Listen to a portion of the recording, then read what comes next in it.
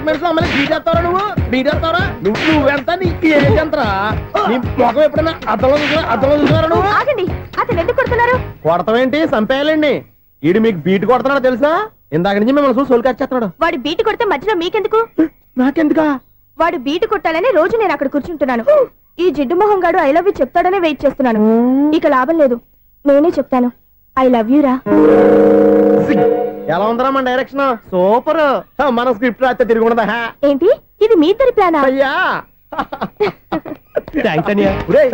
నేను మరీ నీకు యూజ్ ఎంతో గల కాంతనా? పని అయిపోయిన తర్వాత పారిపోతావేంట్రా? సారీ, ఇదిగా నేను తీసి. థ్యాంక్స్. ఇదిగో మన అనుబంధం తెగిపోతున్నందుకు బాధపడుతున్నావా బాబాయ్? ఇంకో 1000 అనుబంధం పెంచేసుకుందాం. ఈ జన్మలో నీకు మళ్ళీ అప్పేమని రాయి. ఇదేం బతకండి? ఈ బతికే బ్రహ్మాండంగా ఉంది. ఎందుకే నువ్వెవరో ఆర్టిస్ట్ వా? ఎలక్ట్రీషియన్. ఇదిగో బిల్లు. నువ్వు బిల్లు ఇవ్వాల్సింది నాకు కాదు, లవర్ బాయ్. ఆడవడా?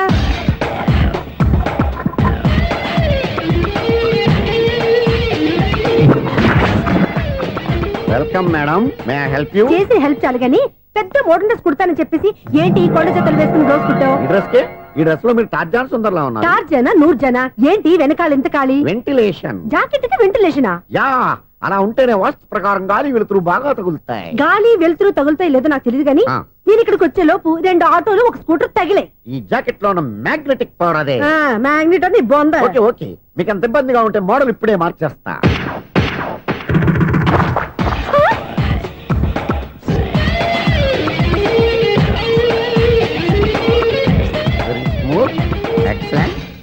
ఇప్పుడు వెనక్కి తిరిగి నా కళ్ళతో చూసుకోండి. నీ కళ్ళెందుకు? నా కళ్ళేవా?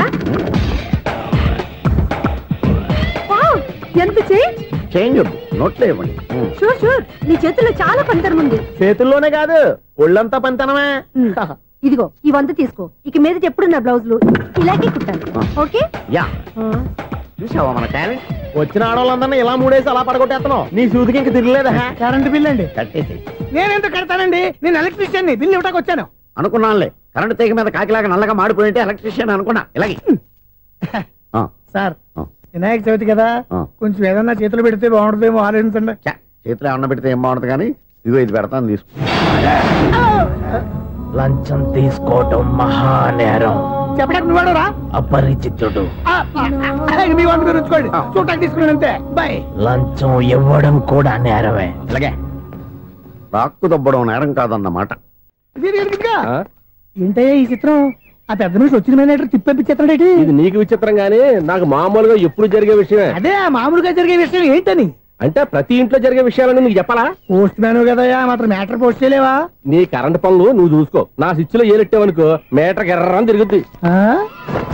ఈసారి చూడండి మేడం, ఇది కూడా చూడండి మేడం. చెప్పనా? ఇది ఎలా ఉంది? నీకు సారీ బాగుండదా? బాగుండదా బామ్మగారు? ఈ పోచంపల్లి సారీ మీకైతే సూపర్ ఉంటది. ఏంటయ్యా నేను ఎలా కనపడుతున్నాను? ఇది సన్యాసులు కట్టుకునే చీర. లేటెస్ట్ గా ఏదైనా షిఫన్ చేసి చూపించు. ఈ చీర చూడండి మేడం. ఈ సారీ ఎంత? 1300 అమ్మా. 1300? ఎందుకయ్యా దానికి 1300? ఒక్కసారి అవుతుందే డోర్ కట్టెన్ కూడా పనిచేయవు. ఇచ్చే రేట్ చెప్పు. ఏమయ్యా ఆఖరిసారిగా అడుగుతున్నాను, 300కి ఇస్తావా? అంత రేట్ ఏందిలే మేడం, ఫ్రీగా తీసుకోండి. ఏం ఒళ్ళు బలిసిందా? ఒంటరిగా ఉన్నాను కదా అని సరసాలు అడదాం అనుకున్నావా? నేనా? నీతోనా? ఏ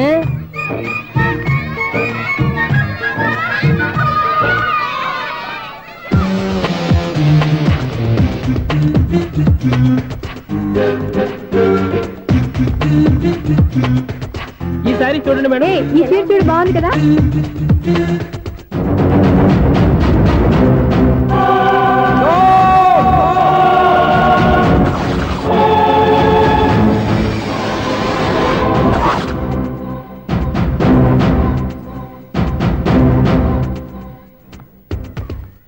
మీరు అసలు మనుషులేనా?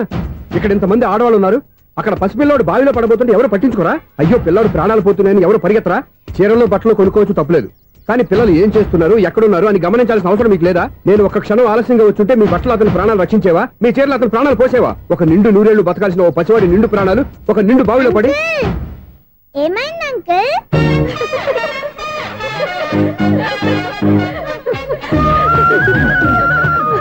అయ్యో బాబు, అది క్లోజ్డ్ బావి, వాస్తు కోసం అలా ఉంచాం. అది క్లోజ్డ్ బావి అయి ఉండొచ్చు, కానీ సపోజ్ అది ఓపెన్ బావి అయి ఉంటే, అదే డెప్త్ బావి అయి ఉంటే, ఆ పిల్లాడు కెవ్వును అరిచి లోపల పడిపోయి ఉంటే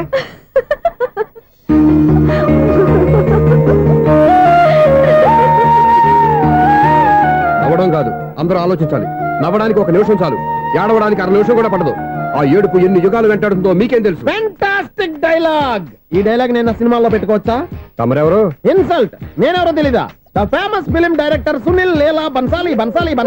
సునీల్ లీలా బన్సాలా? ఆ పేరు ఇప్పుడు వెళ్ళలేదే. ఏదైనా డైరెక్ట్ చేసేస్తేగా తెలియటానికి. నేను చెప్పేది ఫ్యూచర్ లో ఫేమస్ డైరెక్టర్. బొందలే.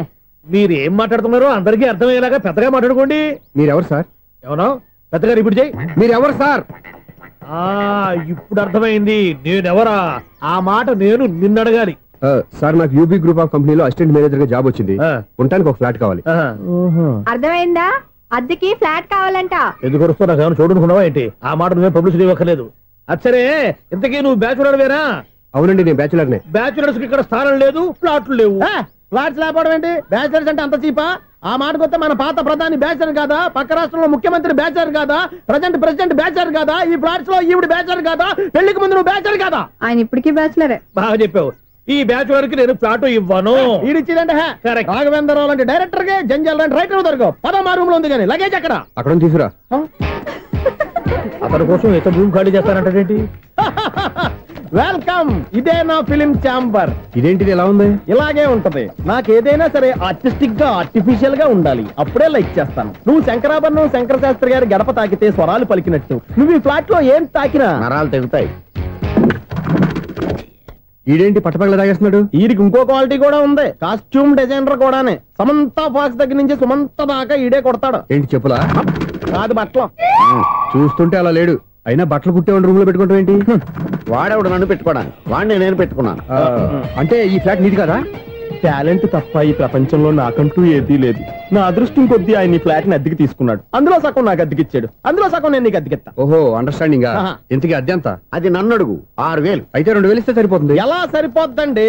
ఆయన ఈ ఫ్లాట్ ని 6000కి అద్దెకి తీసుకుని అందులో సగం 2000కి నాకు అద్దెకిచ్చాడు, అందులో సగం 4000కి నేను నీకు అద్దెకిస్తాను.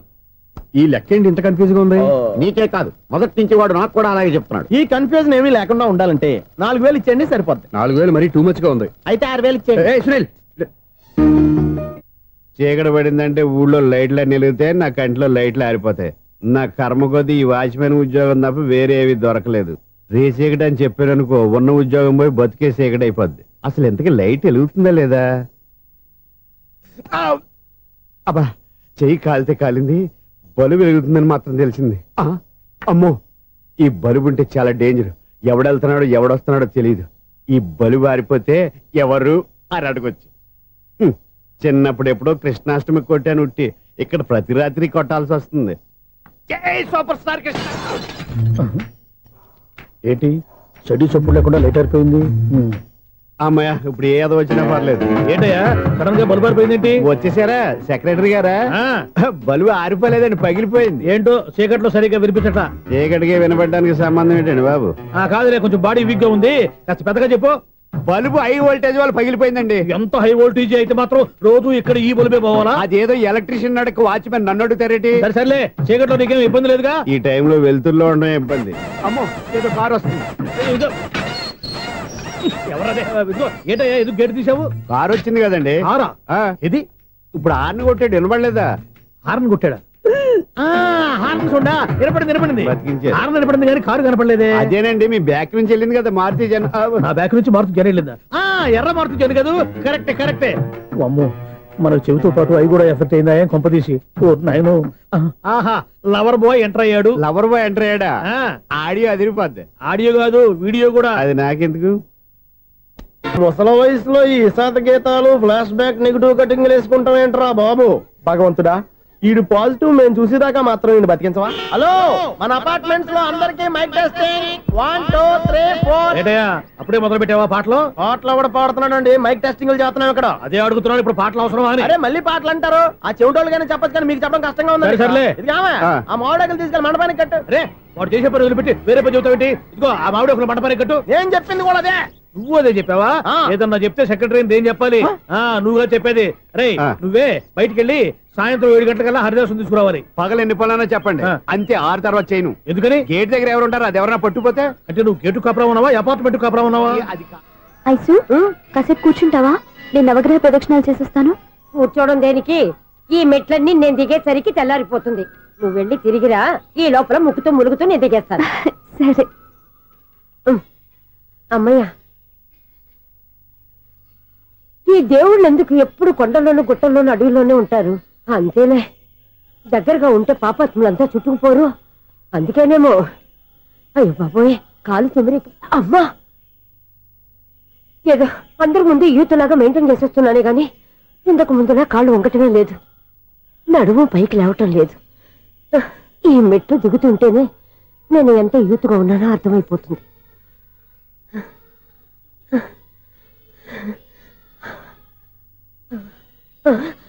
అయ్యో బాబాయ్, ఎన్ని మెట్లెక్కి మళ్ళీ దిగొచ్చానా? ఇంతకు ముందులాగే ఎన్ని మెట్లెక్కలేను గాని ఇక్కడి నుంచే దండం పెట్టుకుంటాను. ఆ బ్లెస్సింగ్స్ లేవు అక్కడి నుంచే పడి. ఈ వయసులో మళ్ళీ ఇన్ని మెట్లు నేను ఎక్కలేను బాబాయ్. ఎందుకు ఎక్కలేరు? మీ కోరిక నేను తీరుస్తాను బామ్మగారు. మళ్ళీ ఏం కొరివి పెట్టబోతున్నావురా? కొరివి కాదు బామ్మగారు, కోఆపరేషన్. హనుమంతుడు సంజీవుని పర్వతాన్ని ఎత్తుకెళ్ళి ఒక్కడికి కూడా కింద ఎట్టకుండా ఎత్తుకెళ్ళిపోతా. నన్ను దింపండి రా, నా మాట వినండిరా. హెల్పింగ్ విషయంలో నేను ఎవరి మాట విన్నాను. నేను కూడా ఎవరే సీతయ్యానికి దండం పెడతాను రా. బామ్మగారు ఎన్నిసార్లు చెప్పాలి నా పేరు సూర్యాని? ఏదో ఒక ఆర్య, నన్ను దింపండి రా, మీకు పుణ్యం ఉంటుంది. మధ్య దింపేస్తే మాకు పాపం వస్తుంది. మిమ్మల్ని మెట్ల మీద నుంచి తోసేయ్యా, నన్ను వదలండి రా. చూసావా బెదరు, పండు ముసలి కదా అని పందిలో మోసుకెళ్తుంటే బోసులో వేసుకుని ఇష్టం తిట్టేస్తుంది. బామ్మగారు నోరు మూసుకుని రామారామ అనుకోండి. నోరు మూసుకొని రామరామాన్ని ఎలా అనమంటావు? మేము నోరు మూసాం, మీరు మనసులో అనుకోండి. వచ్చేసాం. వచ్చామండి. అబ్బా, చూసావా ఎంత ఈజీగా పైకి తీసుకొచ్చావా? ఇప్పుడు హ్యాపీ ఎక్కడ నువ్వు? అమ్మయ్యా, ఈ రోజుకి ఒక పుణ్యకారం పూర్తి చేసాం. ఇప్పుడు కూడా స్ట్రైట్ గా దేవుడి దగ్గర దింపేసేవాళ్ళం. కానీ ఈ కాస్త దూరం నడిస్తే నీకు పుణ్యం వస్తుంది కదా. ఇదిగో బామ్మగారు, లోపలికి వెళ్ళి మీరు ఒక్కళ్ళే దండం పెట్టుకోవడం కాదు, మా ఇద్దరు పేర్ల మీద కూడా 2 దండాలు ఎట్టేసుకోండి.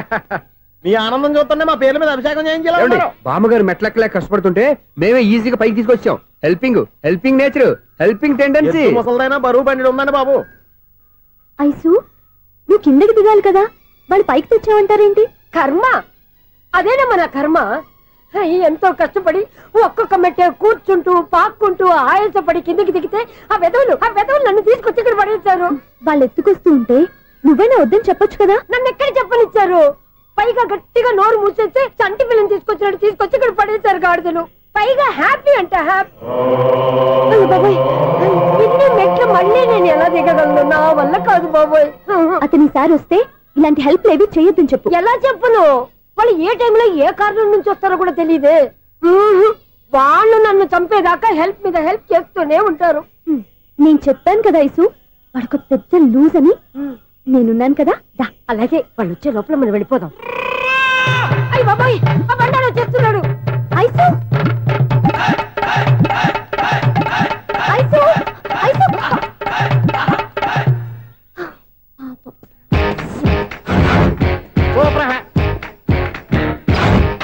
5-6 స్టార్ట్ చేయరా. కృష్ణ రెడీయా? Ready sir. అసిస్టెంట్ డైరెక్టర్ అంతా ఎక్కడయ్యా? ఇక్కడే ఉన్నాం సార్. వెళ్ళి హీరో గారిని పిలవండి అయ్యా. అలాగే సార్. సార్ మీరే ఆడాలి sir. Short ready sir. Joker వచ్చాడండి సార్. Short ready sir. ఏంటి చెప్పింది చెప్తావేంటి? ఏదైనా 2 సార్లు మేం చెప్పాలి. 30 years ఇండస్ట్రీ ఇక్కడ. వెళ్ళి వస్తాం వెళ్ళు. Okay sir. ప్రతి ఒక్కడు అసిస్టెంట్ డైరెక్టర్. చూడండి. అరే అప్పుడే అయిపోయిందా? హీరోనా మజాక? ఎదురుగా ఉంది ఎవరు, అందుకే తొందరగా. అవును, ఏంటే 4 రోజుల నుండి సబ్జెక్ట్ చెప్పాలని తిరుగుతున్నా సార్. నెలగా సార్, 6 నెలలు అయింది సార్. 5 నిమిషాల్లో ఏం చెప్తా సార్? 10 నిమిషాలు టైం ఏమి కుదరదయ్యా, నా టైం చాలా వాల్యుబుల్. 5 నిమిషాల్లో ఏం చెప్తే చెప్పు, లేకపోతే గెట్ అవుట్. సారీ సార్, 5 నిమిషాల్లో చెప్తాను సార్. చెప్పు సార్. ఈ సబ్జెక్ట్ లో మీదో మంచి ఫ్యామిలీ సార్. మా ఫ్యామిలీ గురించి ఆంధ్రాలో అందరికీ తెలుసు. అంతేగా సార్, ఈ సబ్జెక్ట్ లో చాలా వెరైటీస్ ఉన్నాయి సార్. కాళ్ళు లేని తల్లి, కళ్ళు లేని తండ్రి, మూగ చెల్లి, ఏవి వినపడని అన్న. మరి నేను? మీ క్యారెక్టర్ చాలా పర్ఫెక్ట్ సార్. ఏంటే పర్ఫెక్ట్? ఏంటి పర్ఫెక్ట్? ఇలాంటి కుంటోలు గుడ్డోలు మోగోల మధ్య అడుగుతున్నమాట నన్ను. ఏంటంటే మీకు టైం ఇచ్చినందుకు ఇలాంటి సబ్జెక్టులు చెప్తారంటే? ఇలాంటివి తీయడానికి ఫిలిం నగర్ లో వెరీ గుడ్ అని ఒక ఆఫీస్ ఉంది, అక్కడికి వెళ్ళండి, వాళ్ళు చేస్తారు. అది ఇక్కడ హీరో గారు తెంచాలి చెప్పించుకుంటాం. ఏదో హ్యాండిక్యాప్ సబ్జెక్ట్ అంటే తిరుగుతున్నాం. మీరెవరండి? Latest youngest writer cum greatest director అండి. టైం ఇస్తే స్టోరీ చెప్పేస్తా. 5 నిమిషాలు చెప్తావా? 2 నిమిషాలు చెప్పేస్తాను, మళ్ళీ నా టైం వేస్ట్. చాలా బాగుంది, ప్రొసీడ్. ఓపెన్ చేయగానే అందమైన కాలేజ్ అండి. అందమైన కాలేజీ? మరి నేను? అందులో మీరు పెట్టుపట్లాడే వయసులో ఫస్ట్ ఇయర్ ఇంటర్మీడియట్స్ అవుతుంటారు. మరి హీరోయిన్? ఆ అమ్మాయి అదే కాలేజీలో సెకండ్ ఇయర్ ఇంటర్మీడియట్స్ అవుతుంటుంది. కట్టయ్యా, ఈ సీన్ నాకు నచ్చలేదయ్యా. నాకన్నా హీరోయిన్ 1 సంవత్సరం ఎక్కువ చదవడం ఏంటి? బాగాలేదే. ఈ పాయింట్ లో వెరైటీ అది సార్. మీరు హీరోయిన్ కంటే 1 year యూత్ అన్నమాట. ఓహో వెరీ గుడ్ తాతయ్య. ఇలాంటి యూత్ సబ్జెక్ట్ కోసం చాలా కాలం నుంచి వెయిటింగ్. చూడండి యూత్ కి మార్క్ అక్కడ చూసి నేర్చుకోండి. సబ్జెక్ట్ ఎలా ఉండాలో మీరు చెప్పండి డే రైట్. బాబు ఇదిగో కూర్చోయమ్మా. మళ్ళీ ఓపెన్ చేయగానే వరస్ట్ మార్నింగ్ లైట్ గా ప్లెజెంట్ అట్మాస్ఫియర్ అండి. Worst morning present atmosphere. 30 years నా కెరీర్ లో ఇలాంటి డైలాగ్ ఏం లేదే. అందుకే వెరైటీగా ఉంటుందండి. ఓహో ప్రొసీడ్. హీరోయిన్ స్లో మోషన్ లో మిమ్మల్ని క్రాస్ చేసుకుంటూ అలా పరిగెత్తుకుంటూ అంటే 30 years ఇండస్ట్రీలో నన్ను క్రాస్ చేసి ఎవరు ముందుకు వెళ్ళకూడదు. నేనే వాళ్ళని క్రాస్ చేయాలి. ఎవరెవరిని క్రాస్ చేసిన ఉంటాయి కదా సార్. ఓహో ఇదొక ట్విస్ట్ అన్నమాట. ప్రొసీడ్. అలా క్రాస్ అవుతూ వెళ్తున్న హీరోయిన్ ఒంటి మీద చున్ని రెపరెపలాడుతూ ఇలా ఎగురుతూ ఉంటుందండి. ఇక నాకు అర్థమైపోయింది. అలా గాల్లో ఎగురుతున్న చున్నీని స్పైడర్ మ్యాన్ గెటప్ లో వచ్చి పట్టుకుంటాను అనమాట. కాదు సార్, అదే ట్విస్ట్. ఓహో అలా ఎగురుతూ ఉన్న చున్ని ఓ చోట నేల మీద పడిందండి. ఎక్కడ లకడిగా పూలోనా? అది రెండో ట్విస్ట్ అండి. ఓహో టైట్ లో హ్యాండ్ ఆ చున్నీని ఇలా పట్టుకుని అని పైకి లాగిందండి. హ్యాండ్ అదేనా? హ్యాండ్ మీదే కానీ లొకేషన్ లకడి కప్పులు కాదు. ఎరా నీకు పాస్పోర్ట్ ఉందా? ఉంది కదండి. మీరు ప్రొసీడ్ అవ్వండి. ఇంకేముందని ప్రొసీడ్ అవడానికి అక్కడ నేను సాంగ్ వెళ్ళిపోతున్నాం అనమాట. చున్ని చున్ని చున్ని చున్ని కున్ని కున్ని కున్ని అద్భుతం అద్భుతం. నీ సాంగ్ బాగుంది, స్టోరీ బాగుంది. వెంటనే వెళ్ళి ప్రొడ్యూసర్ తెచ్చుకో. అదేంటండి ప్రొడ్యూసర్ నేను తెచ్చుకోవాలా? 30 years ఇండస్ట్రీ మనం డేట్స్ ఇస్తే ఎవడైనా ముందుకు వస్తాడు. ఎందుకు? ఆత్మహత్య చూడంగా.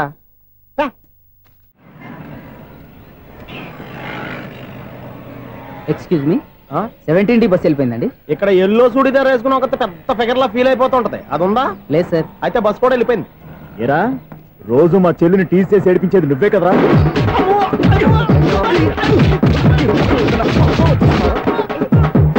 నల్లనాయాల ఇంకోసారి నా చెల్లి జోలికి వచ్చావా చంపేస్తా. జాగ్రత్త.